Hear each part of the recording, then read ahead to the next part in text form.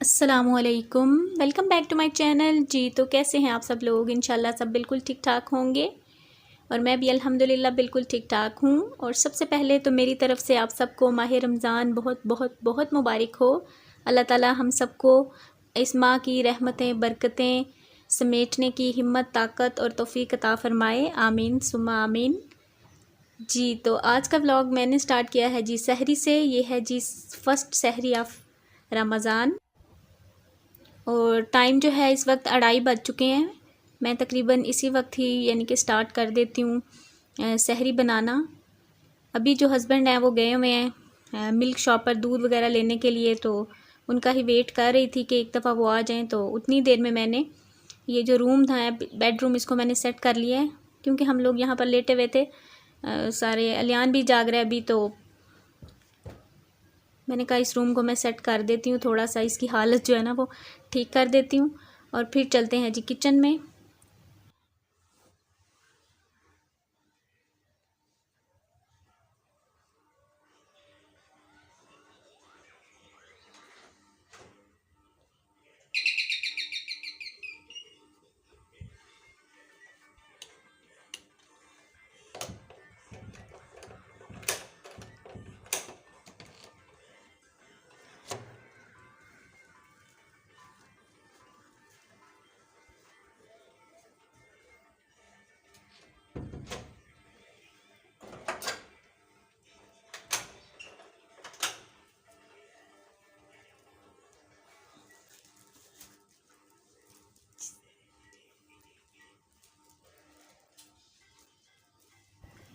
और इस दफ़ा जो है ना रमज़ान कुछ ज़्यादा ही आसान होगा क्योंकि हम लोग जो है ना तकरीबन 1-1.5 माह से पहले ही रमज़ान की तरह की जो है ना टाइम गुजार रहे हैं कोरोना की वजह से। तो अब जो है रमज़ान आ गए हैं तो इंशाल्लाह रमज़ान जो है ना बड़े आसानी से गुजर जाएंगे क्योंकि आज हमारी जो रूटीन है ना वो पहले से ही ऐसी तकरीबन हो ही रखी है कि रात को हम लोग जागते हैं और दिन में हम लोग सोते हैं, और अगर हम सोए रहेंगे तो रोज़े का पता ही नहीं चलेगा।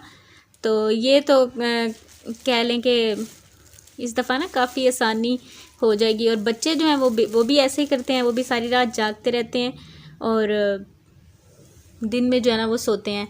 तो अब बस मैंने कहा कि जो भी है जितनी देर हमने जागना है ना उस तरह से मैंने अपनी रूटीन जो है इस तरह से सेट करनी है कि मुझे मुश्किल ना हो। तो बस आज जो है रात का खाना जो हमने जल्दी खा लिया था, उसके बाद मैंने सारा किचन जो है बिल्कुल क्लीन कर दिया था और इस तरह से क्लीनिंग की थी कि सहरी के बाद जो है ना मेरा काम थोड़ा सा कम हो जाए। और मैं रमज़ान में तकरीबन इसी तरह से ही करती हूँ कि आसानी हो जाए। मुझे काफ़ी क्वेश्चन आए थे कि आप किस तरह से इतना काम कर लेती हैं, कैसे एक्टिव रहती हैं। तो मैंने सोचा कि अब रमज़ान है तो अब तो ज़्यादा एक्टिव रहने की ज़रूरत है। जितने भी जो लेडीज़ हैं घर पर जिन्होंने सारा जो है प्रिपरेशन वगैरह करनी है सहरी की अफ्तारी की, तो मैं उनको कुछ बता देती हूँ, टिप्स दे देती हूँ। मे बी आपको थोड़ी सी ना इनसे हेल्प मिल जाए। और आज जो है पराठे थोड़े से डिफरेंट बनाने लगी हूँ जो झटपट से बन जाते हैं। बलों वाले नहीं बनाऊँगी, सिंपल से पराठे बनाऊँगी। इस तरह से मैंने छोटा सा पेड़ा ले लिया है, उसके अंदर मैं थोड़ा सा घी लगा लूँगी और साथ ही जो है ना मैं आपको दिखाती हूँ कि मैं किस तरह से कर रही हूँ। ये भी काफ़ी अच्छे पराठे बन जाते हैं। अगर मुझे जल्दी हो ना या मैं बलों वाला पराठा ना खाना चाह रही हूँ तो फिर मैं इस तरह से बना लेती हूँ। रमज़ान में ज़्यादातर इसी तरह ही बनाती हूँ। और हस्बैंड जो हैं वो सादा रोटी खाते हैं, उनके लिए सादा रोटी बनाऊँगी। सादा मतलब सूखी रोटी बनाऊँगी और अपने लिए और अलियान के लिए जो है पराठे बना लूँगी। 3 बना लिए, थोड़ा सा साइज़ छोटा है तो मैंने कहा चलो अगर कम नहीं होना चाहिए, बच जाए तो चलो ठीक है। बचना भी नहीं चाहिए लेकिन अगर बच जाए, क्योंकि रमज़ान में थोड़ा सा ना इस चीज़ का ख्याल करना पड़ता है। और ये देखें जी इस तरह से मैंने आटा ले लिया और उसके ऊपर ऐसे फैला दिया और लगा दिया, और ये देखें जी पराठे का जो पेड़ा ना वो रेडी हो गया इस तरह से। ये ऐसे बड़े इजी और अच्छे भी बनते हैं, मैं आपको अभी बना कर भी दिखाऊंगी। इस तरह से ना मेरी दादी अम्मा बनाती होती थी। आपको पता है ना पुराने लोग जो हैं उनको कहाँ बलों वाले पराठे, और उनके यही पराठे जो है ना वो बड़े मज़े के लगते थे। मज़ा आ जाता था जब उनके हाथ के हम लोग ना पराठे खाते थे। और बस इनको इतनी देर के लिए रखना है जितनी देर में ये 2 रोटियां बनाऊंगी, तो वो जो है ना पेड़े बिल्कुल ठीक हो जाएंगे।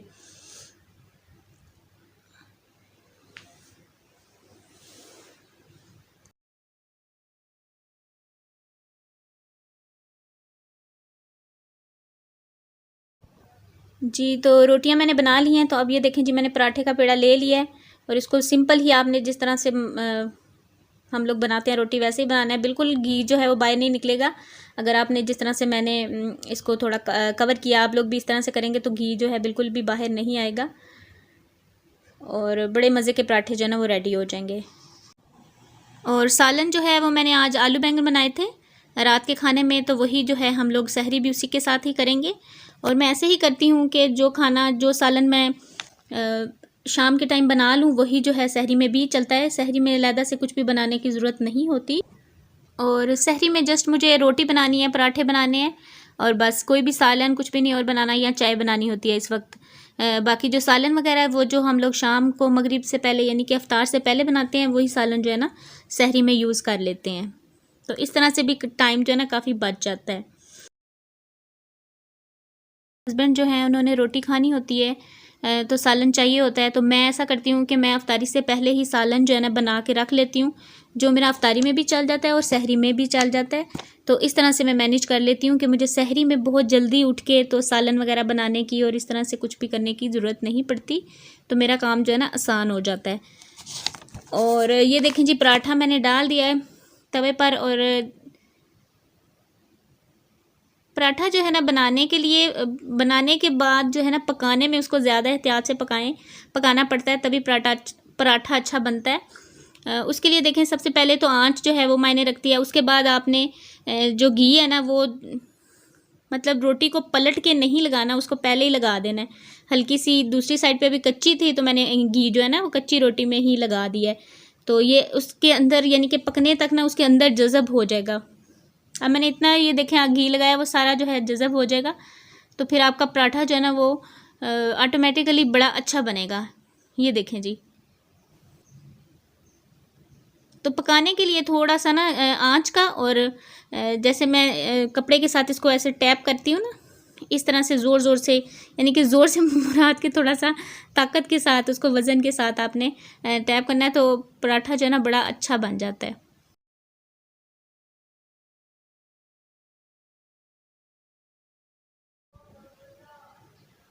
और बस नाश्ता मेरा तकरीबन रेडी हो गया है और इसके साथ साथ जो है ना मैं किचन को भी समेटती जा रही हूँ। जो चीज़ें जो भी क्लीन करने वाला है उसको साफ़ कर करके तो मैं रखती जा रही हूँ। जैसे आटे की जो खुश्क आटा होता है वो वाला डब्बा, उसको मैंने साफ़ करके सारा कपड़े से जो है वो रख दिया है। उसके बाद जो भी चीज़ जो है ना जिसको मैंने वापस रखना है तो उसको मैं क्लीन करके रखती जा रही हूँ। तो इस तरह से भी काफ़ी टाइम जो हमारा है बच जाता है अगर हम साथ साथ इन चीज़ों का ख्याल करें। जैसे कि अभी ये घी वाला डब्बा था, इसको भी मैं साथ ही क्लीन करके जो है ना रख दूँगी, ताकि बाद में जो है ना टाइम एकदम से हम किचन में आए सहरी करने के बाद तो किचन जो है ना उल्टा पुल्टा ना पड़ा हो। तो ये चीज़ें भी आपको, अगर आप इसको साथ साथ करेंगे ना तो इससे भी आपको बहुत ज़्यादा आसानी हो जाएगी। और बस सहरी मेरी जो है वो रेडी हो गई है। अब हम लोग सहरी करेंगे और दस्तरखान जो है वो मेरे हस्बैंड ने मेरी हेल्प की है, उन्होंने लगा दी है, साथ साथ चीज़ें जो है ना वो रखते गए हैं। क्योंकि हस्बैंड जो है ना वो बहुत इस मामले में मुहतात रहते हैं कि लेट ना हो जाए, 10-15 मिनट पहले ही हम लोग जो है ना फ्री हो जाएं सहरी के टाइम ख़त्म होने से। तो इसलिए जो है ना वो इस वक्त काफ़ी मुझे भी कह रहे होते हैं कि आप जल्दी कर लें। मुझे बल्कि 2 बजे कह रहे थे कि आप 2 बजे स्टार्ट कर दें। मैंने कहा हमने 2-3 रोटियां बनानी है, तो इतनी जल्दी पहले जो है ना 2 घंटे, 4 बजे रोज़ा बंद होना है और मैं 2 बजे स्टार्ट कर दूँ। तो सिर्फ रोटी बनानी थी, कुछ भी नहीं और बनाना था। तो मैंने फिर 2:30 बजे जो है ना मैं किचन में आई हूँ और अभी जो है टाइम 3 बजने वाले हैं, लेकिन हम लोग जो है ना जल्दी सहरी कर लेते हैं। जल्दी मतलब हम लोग यानी कि 5-10 मिनट पहले ही फ्री हो जाते हैं। खाना खाने से थोड़ी देर बाद जो है चाय भी पीनी होती है और चाय के साथ जो खजूर है वो हम लोग सहरी में ज़रूर लेते हैं, क्योंकि खजूर जो है वो आपको बहुत ज़्यादा ताकत देती है। 3 से 4 खजूरें हम लोग ज़रूर खाते हैं, चाहे कैसा भी मौसम हो। और इसका वाकई खाने का ना बहुत फ़ायदा है। मैं पहले नहीं थी यकीन करती, लेकिन जब से मैंने स्टार्ट किया ना तो अल्हम्दुलिल्लाह मैं जो है ना पूरा दिन एक्टिव रहती हूँ। और यहाँ पर जी हमारी सहरी कंप्लीट हो गई है, लेकिन अभी जो है रोज़ा बंद नहीं हुआ, यानी कि सहरी का टाइम ख़त्म नहीं हुआ। लेकिन यहाँ पर अलियान जो हैं उनको पता नहीं क्या हुआ है और वो उठ के दस्तरखान से सारे बर्तन उठा के बग़ैर मेरे कुछ कहे ही रख रहे हैं। मैं तो खुद हैरान हो गई हूँ कि पता नहीं इनको क्या हुआ है। और मैं पूछ भी रही हूँ कि आप कह भी रही हूँ, पूछ भी रही हूँ कि आपको क्या हुआ है, और कह रही हूँ कि छोड़ दो मैं रख लूँगी, लेकिन वो कोई जो है ना जवाब दिए बगैर ही उठाए जा रहा है। तो मैंने कहा ये तो बड़ी अच्छी बात होगी है।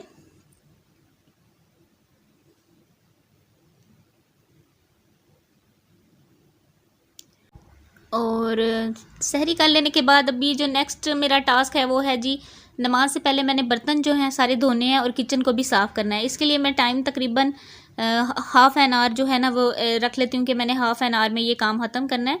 4 क्योंकि बजने वाले हैं, अभी 4 बजे नहीं हैं, तो उसके बाद जो है यानी कि 4:30 बजे हद मैं जो है ना किचन से फ्री हो जाऊँ और उसके बाद मैं आराम से जो है ना नमाज़ पढ़ सकती हूँ। और बैठती नहीं हूँ, कोशिश करती हूँ कि साथ ही जो है ना सहरी के फ़ौरन बाद उठ जाऊँ, क्योंकि बैठी रहूँ ना तो फिर बहुत ज़्यादा आलस हो जाती है और काम जो है ना वो फिर लेट हो जाता है। मेरी कोशिश होती है कि मैं नमाज़ पढ़ के फ्री हो के ना जो भी मैंने मतलब तस्बीहात करनी है वो करके उसके बाद मैं जो है लेट जाऊँ। और बस जल्दी से फिर बर्तन धोना स्टार्ट करते हैं।